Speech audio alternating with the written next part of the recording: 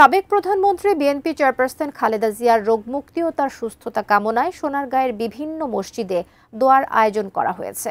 সাবেক প্রতিমন্ত্রী অধ্যাপক রেজাউল করিম এই আয়োজনটি করেন। শুক্রবার 12টি কেন্দ্রীয় মসজিদে জুম্মার নামাজ শেষে সাবেক প্রধানমন্ত্রী বেগম খালেদা জিয়ার রোগমুক্তি কামনায় দোয়া করা হয়। এ সময় মসজিদের মুসল্লিগণ সহ 12টি ইউনিয়নের সাবেক চেয়ারম্যান আবুল কাশেম বাবু, পৌরসভা বিএনপির সাবেক সাধারণ সম্পাদক হুমায়ুন কবির রফিক, পনির হোসেন, দেলোয়ার হোসেন দুলু সহ বিএনপি ও সহযোগী সংগঠনের অসংখ্য নেতৃবৃন্দ উপস্থিত ছিলেন। আল্লাহর কাছে আমরা মাফ চাবো। আল্লাহ গো, তুমি তো মাফ করলে।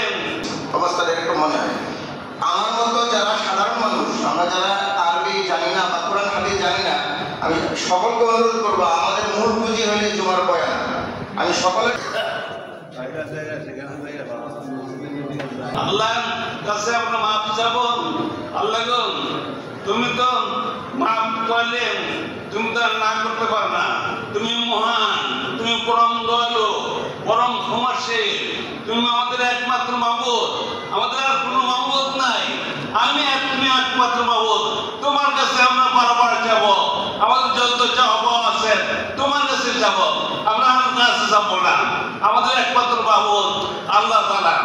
আজকে আরেকটা কথা বলতে হয়, আমাদের দেশের নেত্রী বেগম খালেদা জিয়া প্রধানমন্ত্রী, 3 বারের প্রধানমন্ত্রী দেশের নেত্রী বেগম খালেদা জিয়া, তিনি আজকে অসুস্থ অবস্থায় আছেন হাসপাতালে।